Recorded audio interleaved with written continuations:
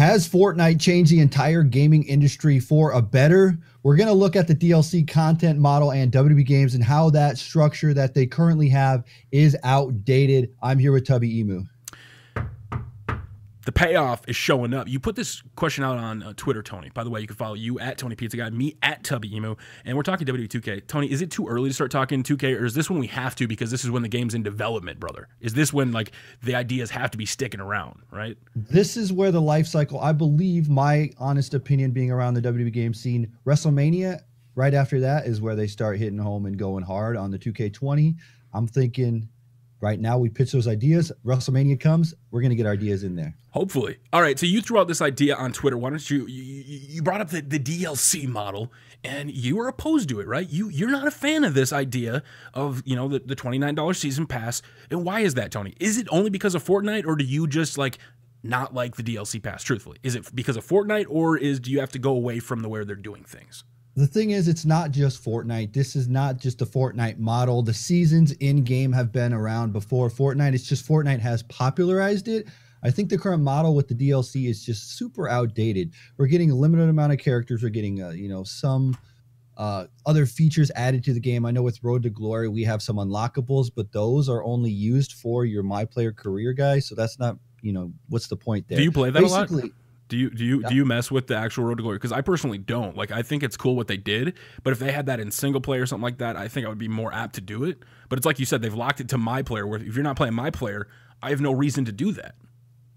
See, the thing is, the towers are cool, so you can use your My Player in the towers, but at a certain point, you rank up your guy all the way. Doing the towers doesn't really benefit your player anyway, so, and then you're done with My Career already, so those unlockables in Road to Glory aren't that sweet, and also, they're not that cool. I mean, they're better than last year's. Last year's was just atrocious with their unlockables, but I mean, it's just not enough right there. So how does this new model work in your opinion? So let's say you throw out character ideas. For those that don't know, you pay $29 if you're brand new. Welcome. Hit the subscribe button, hit the bell button.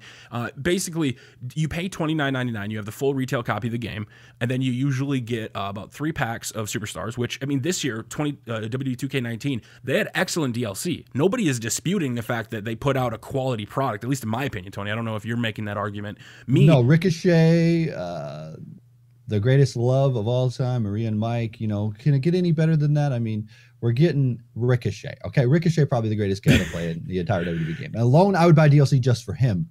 So yeah, DLC, I don't have a problem with the characters they selected for DLC. I just think the way that they do it needs to be changed. I have a solution if you want to hear it. You have a solution. Okay, you know what? I want to hear your solution before I give the payoff, because you gotta wait for the payoff, Tony. So let me hear your idea, and I'm gonna try to get some counterpoints. So what is your grand idea, the way to change the WWE DLC model?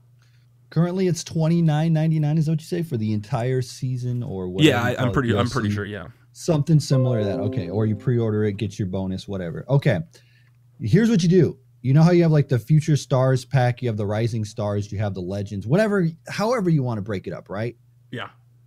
You take that season model in Fortnite, right? So you run it from, you know, X month to X month. Let's say we're doing like a Royal Rumble season, right? We're going to do a Royal Rumble season. So it'll run from January all the way through Fastlane. It'll probably stop before WrestleMania, right? Because the new season will be WrestleMania. So there's your season, right? There's the length. Royal Rumble through Fastlane. There's your season. Through this, you have unlockables, and those characters, right? Those characters that you want for DLC will be in that pass. So the final character, like level 100, would be that Ricochet or whatever. So you have to actually play through that season battle pass, whatever you want to call it, fight pass, to get all those characters. Along the way, you can get unlockables for your attires, for your shows, for your arenas. Now, I know what you're saying, licensing. That's a headache. WWE Games and the WWE Games nightmare of trying to pull teeth with the WWE and get that licensing, because knowing what I know, they only have access to a certain amount of things, and going through WWE Creative can be kind of a headache to get through the licensing. Make up stuff. Make up cool attires for John Cena. Make up a cool attire for Finn Balor, right? Make up a new demon we've never seen and put that in the game. You know what? Shows? Make up a new show. Hey, you want a Raw Roulette set? Let's make a Raw Roulette set. There you go. We got a Vegas Raw set. It doesn't even have to be based off of Monday Night Raw. Just do the Vegas Raw set. It's fine. There you go. There's something else you throw in the game. Make it come out. $10 for that season. WrestleMania hits. We get another season. SummerSlam, another season, Survivor Series, whatever you want to, however you want to run it. So That's you the want idea. to Money in the bank. prolong the life of the game. Okay, let me, before we go into that, let me give a quick counterpoint. What happens if you're one of the people that just wants the DLC? Because right now, as a YouTube content creator, not as like a person expecting DLC, because like we said, the actual DLC they put out is great. I love it. We get it. Ricochet, everybody that came with the DLC packs, Lacey Evans, Candice LeRae, Leo Rush, they were all worth it. But as content creators, if you're trying to make a series, you're now waiting months for it to come out. So in your idea, Tony, as you're waiting for this stuff, are you going to get people that don't want to grind, that don't have time for the battle pass, Tony? What is your solution to those people that, okay, we do go this season route, but they don't have time to grind through 100 levels and they still want to get those characters? How does that work, Tony? How do we offset that point? The offset would be you can buy it like you can in Fortnite. I mean, obviously you're going to pay more money for those characters. So that might put some people off as well. Or they got community creations. That's always another viable option. That's the one thing I think WWE has, is where, even when they don't put an actual character in, because of the creation tools they've provided, you get a great character. So I think going the route you mentioned, just going off of what you said, I actually think they could go the route of, and we're going to talk about this in a later video, thanks Ruby and thanks Samoa Joe, is game modes, right? If you're going to have a DLC, like you said, in season mode, you could kind of somewhat keep the same thing, but you could, in a season model, I don't know how you pay for it, I don't know how you do that, it's a little cheesy because, you could look at how Fortnite does it with like limited time events. So like, let's say there's certain match types that, WWE doesn't want in all the time. And you do drop a season, Tony. Like if there's all of a sudden a special guest referee match in WWE, they already have it built. So for a month, they have a special guest referee thing, or they have new game modes added throughout the year through a past 20. Would that do anything for you? Maybe not characters, maybe like all that stuff. They have to pre-get that stuff approved. Would you like anything, which is my idea, which would be maybe new game types or modes, or maybe every month you get a different referee, or maybe like when they actually get called up, like maybe WWE's working ahead of time like they kind of are now, because you can see who the DLC stars were featured. There's a reason they're very meticulously chosen, right, Tony? Because everybody that's being featured now is either on programming or being used. Like, yeah, I like that idea for game mode. If you're going to do it, I think you should drive traffic to online and get people to play online. I know that online play is not the main focus of the WWE Games franchise. I've heard that from them numerous times. But what I would say is take that LTM, right? Ooh, you guys want to play special guest referee? Well, the only way to play that is to play it online. Okay. I said, okay. That'll drive traffic to your online source, get more people playing online. Hey, you can only play that if you play our 2K Towers mode or something. Like, I don't know. Maybe not that much. You can only play it if you play online, though. Let's say we have this limited game mode. Ooh, you know what? We have a tag team elimination chamber. That's available to play online right now. Go play it. That was like my favorite stuff to do, Tony. Like back in the day when we used to do those streams, was just playing with people, having fun. Like I could be the referee, let two subs go at it and then choose, and then like that randomness where you could go online and pick being the special guest referee, where like you said, if you do an online limited time game mode, right, you could build like mini games then to figure out who's going to be the ref, who's going to be the superstars, who, like when you actually pick your character. So there's a lot of things they could do, but it's like you said, I mean, these are great ideas, but if online isn't the focus, it could be an issue. So I would love to see that, Tony, man. Like I could only be special guest referee online because that's unpredictable, right? Like single player special is cool. What they need to do is just look at the landscape of gaming, right? And they just need to rip things off from other gaming. If you played Super Smash Brothers on the Switch, you play the new one? No. I work on Switch Force and I don't. I just got a Switch. They have online play where a character can sit out and watch the fight. Okay, so it's kind of like so if like let's say if you and I, well, like maybe like a DLC model, right? Like you have in Fortnite, they have a support a creator feature, right? Mm-hmm. So if they built like an online store, like you said, maybe this is the route they go, Tony. Maybe they can't do this in a DLC pack roadmap, but maybe they can build a store, like you said, for licensed stuff. So that way creators get incentivized. So hey, Tony, maybe WWE can work with like Sasha Banks' husband, boyfriend, work with all the designers that makes costumes, so they can get royalties. Robert Schomburg can take a painting that, you know, somebody else would just rip for free in community creations, and then he could get royalties for an online store. And then your favorite creators, you could use like code TPG to get like this attire. I would love that, like to have an online store where you could do that kind of stuff. And then if you play online a certain amount, like so to keep people online, play X amount of matches, get free points that you can use to like buy a free t-shirt or something like that. You know what I mean? So it incentivizes people to play. Versus, I like it, dude. I feel like giving back to the creators on the community creation. They're already starting to shout it out on Twitter. Why not put it in the game, incentivize these? Hey, support your favorite CIW creator. You like the way this guy makes his people? Why don't you use his code, and then you can buy that DLC or whatever, buy the character, buy the pass, whatever it is, and then you will get.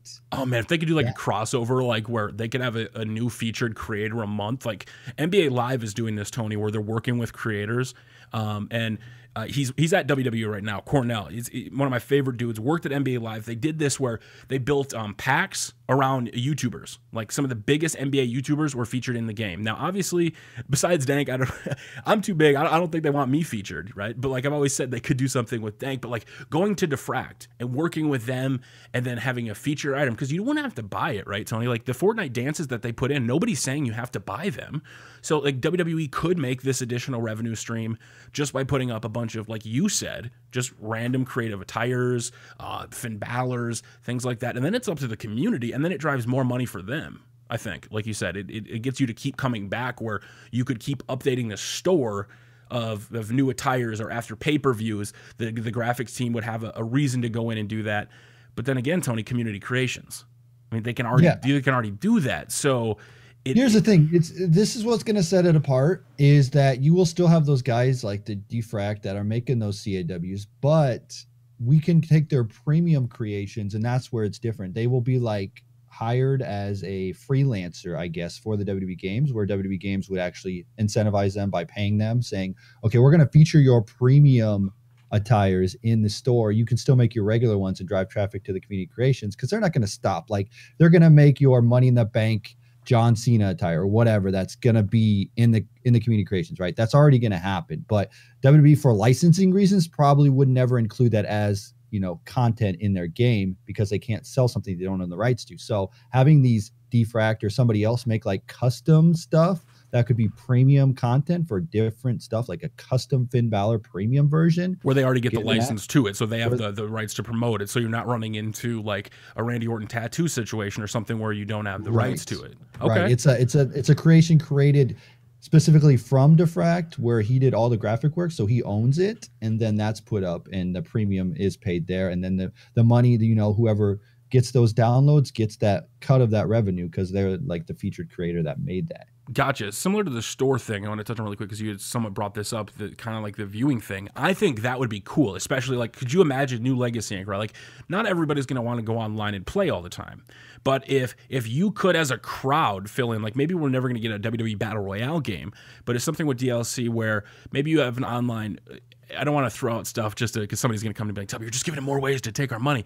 But like a crowd viewing pass, where like something where you could, like you said, I can go in and watch new Legacy Inc. Come on. Let me stop you. You make a lobby, right? It's like Battle Royale with 100 people, but you don't actually play. You're watching the matches. Your CAW, your character, sits in that crowd and watches the show, but you get to view it from like the normal gameplay aspect, but you're still a part of there. You'll see your character in the crowd watching like new Legacy Inc. perform. Oh my gosh, Tubby. There's your Battle Royale idea. It's not playing, it's watching. And I think this is where this could be a real possibility, because right now I think the thing we would say, to my off point, Tony, this is where the payoff comes in, is we don't have the servers to support it right now. But as in like Xbox Live coming to Switch, cloud gaming, with cloud gaming, anybody can play on any device. So if we're all playing, I know this was our big thing, Tony, you and I used to stream on Xbox back in the day, because it was so much easier to invite all the subs, bring everybody in.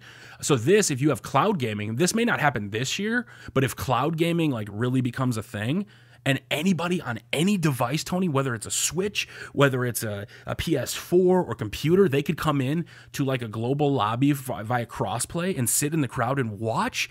Oh my God, you could have Because if they work with WWE, like let's say they built this feature to like for up up down down, like right, they don't even build this feature thinking of us. They want to have weekly WWE builds this series where they in game and they partner with Twitch, where you can come in, sit in the arena, they could sell passes, they could build their own like cards, like where you could build pay-per-view events and like you could advertise a card and you could come in and watch it. You could get up and leave.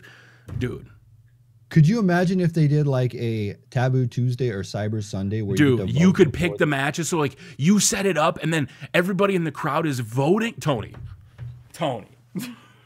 The battle royale for the WWE game isn't 100 people dropping from a plane and we have a backstage brawl. The battle royale for a WWE game is 100 people sit in the crowd and you're viewing a live experience. And the one person is like gets randomly selected. And it's like Santino Marella, where he gets taken back. He's like, you're gonna jump the railing, so you don't know who it's coming from. And all of a sudden, out of nowhere, you get a shield attack. Oh my gosh. And that's what the future is with WWE games. It's just taking these ideas and molding them to be their own and making them interesting. That's why I think the DLC model that I hit on at the beginning is super outdated, because you look at the way like Call of Duty used to do it with their DLC. This is the same thing we had for Modern Warfare. They're going all stores. Yeah, they're going all stores. And the fans are kind of like blowing back at it, but they're still then buying all the stuff. So it's proving it's working, more of a free to play. So let me ask you this, Tony. Would you still pay a full $60, or like Fortnite, would you incentivize maybe the battle pass or all this stuff is free, like you said, so you can still play your way through, but if you want to buy the battle pass, you get everything. So maybe unlike WWE, it's you can grind this $29 thing, and to do that, you have to play online, you have to play all the modes that are less played, you have to go in and play all aspects of the game, like it could be finish my career, finish universe mode, a 1 year of universe mode, do this, and that's how you could unlock the battle pass over the span of the year. And if you wanted to pay for it, you could do that.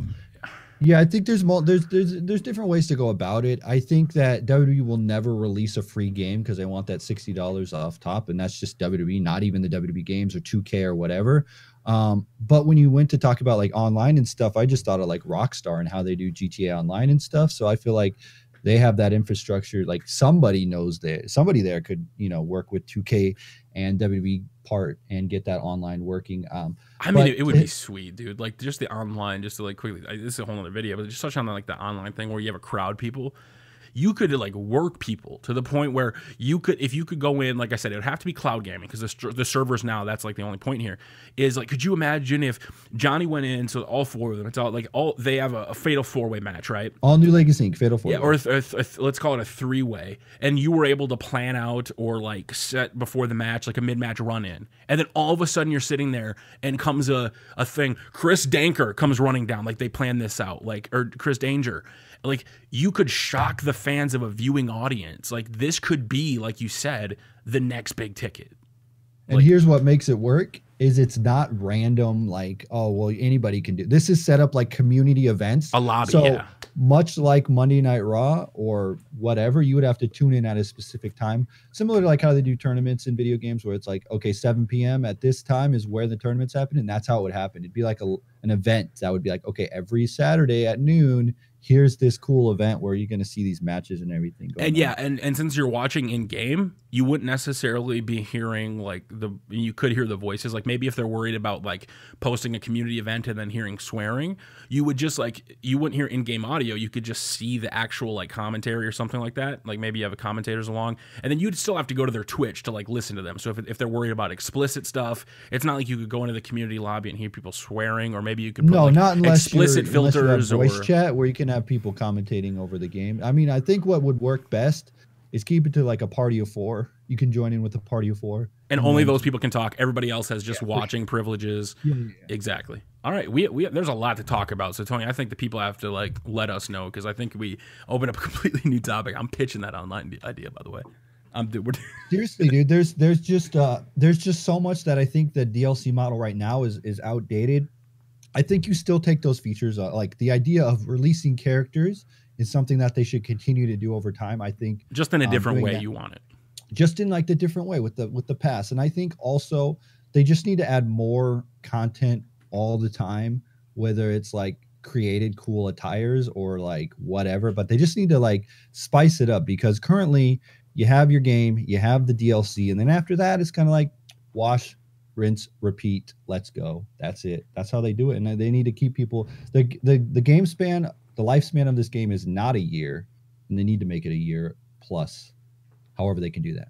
All right. I'm interested to see what the fans have to say in the comments, because we could be going off on a tangent like the payoff tends to do, like thinking everything. But I genuinely want to know what your audience thinks, what my audience thinks. How do you guys think this could work? What is your DLC roadmap? Let us know. For WWE 2K20, what is your ideal DLC? What would you want in your wildest dreams from day one of picking up the game? That's what